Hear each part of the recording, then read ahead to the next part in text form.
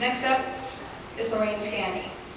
It was 14 years ago that Lorraine gave up a six-figure salary and a high-pressure job in the cutthroat world of sports management to enter another profession that was even more high-pressure and cutthroat, that of a full-time stay-at-home mom. In the World Trade Center during the 1993 bombing, Lorraine was safely home on September 11, 2001. It was on that very day that Lorraine made a decision that she would no longer be silent. In 2009, Lorraine teamed up with Frank Santarpia and became the founder of the 3,000-member strong Staten Island Tea Party. Lorraine Scanni.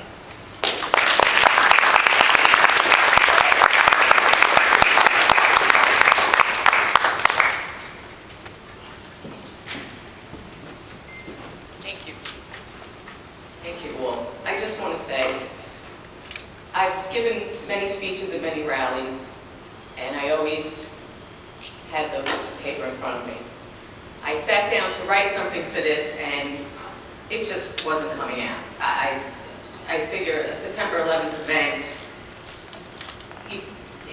it just wasn't happening. So I'm a little nervous. I've never done anything off the cuff like this. So, and I have a couple of notes that I ran off. I see Christine O'Donnell's writing something over there. I don't know if you're writing a speech, because I said let me eat something before I went, and I'm eating, and I said, oh my God, I don't have a speech. And I texted my friend saying, I can't believe it. I don't know what I'm saying. And I put a couple of things on index cards. My name is Lorraine Scanni. I'm the co-organizer of the Staten Island Tea Party. As Diane said, I was in the building in '93, and I really don't speak about it much. I don't really get into the details of what it was about, and I really don't want to go over that now.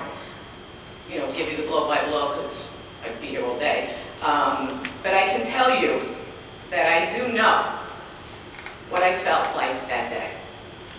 Running down 68 flights of stairs in a smoke-filled room, in a smoke-filled building, making that split-second decision that I'm not going to leave coworkers and friends that were struggling, feeling an out-of-body terror, but at the same time I felt an inner calmness.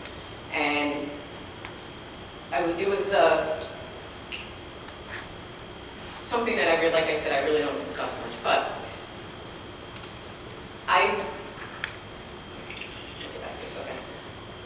I interned in the World Trade Center in high school, and after I graduated from high school and college, I worked there full-time for the Port Authority. My husband is currently a Port Authority employee, and met him there and made a lot of friends. I was a lucky one that day on 9/11. I didn't lose a loved one. I lost co-workers. I lost some friends.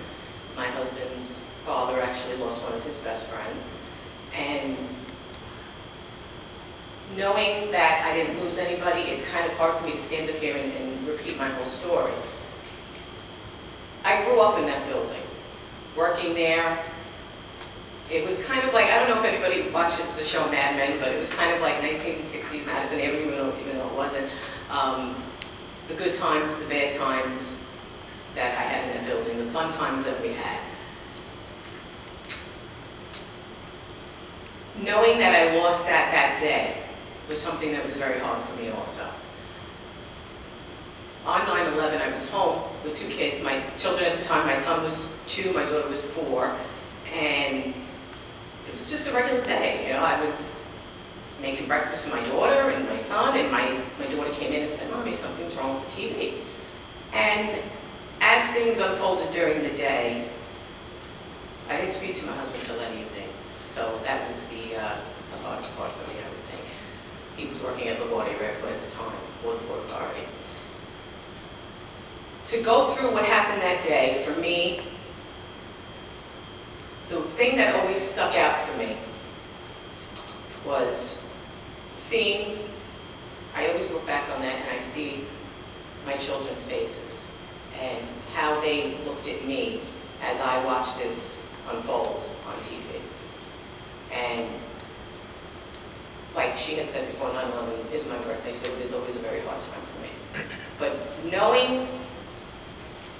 seeing their faces is something that always came back to me every year. They were babies. They saw Mommy crying. Mommy was upset. Mommy was frantically trying to get in touch with people.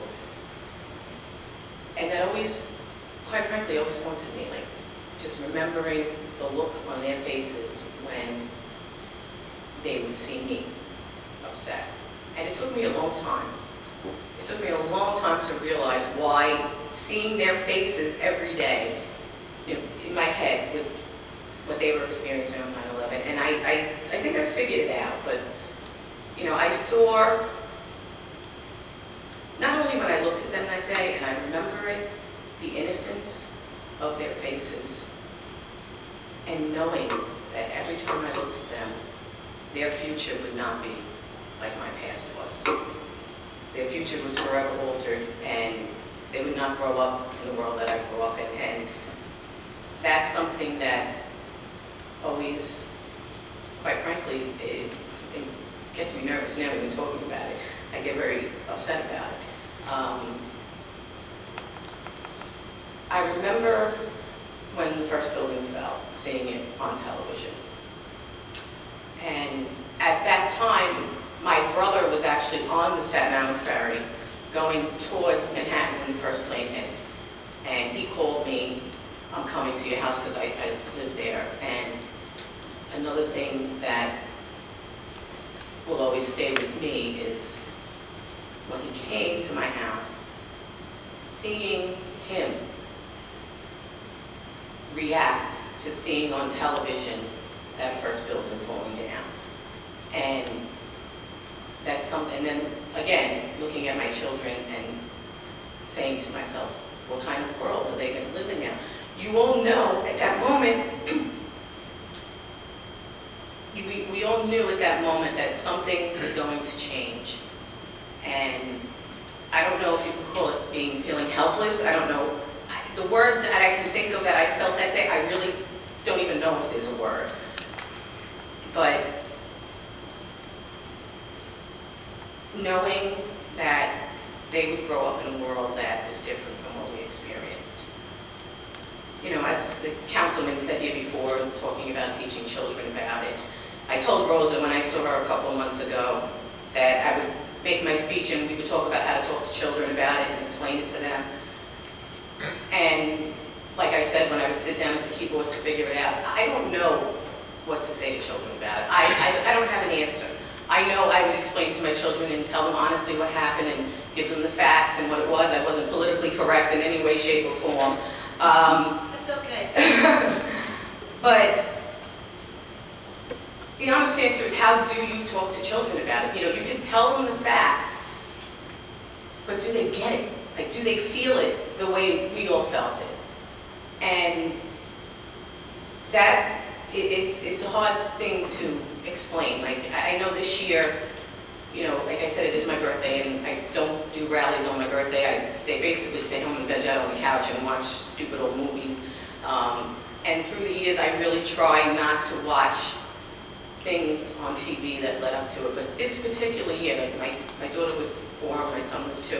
This particular year, my son's 12, and my daughter's 14 now, and they had the wall-to-wall coverage, I guess, on TV with all these specials because it was, and Jeff's movie back there, I see him back there, Jeff's movie back there, the wall-to-wall coverage of all these 9/11 things, and they actually wanted to watch it this year, and as painful as it was for me to sit there and watch everything again, I said, I have to do it. They have to feel it. They have to see what happened on Flight 93.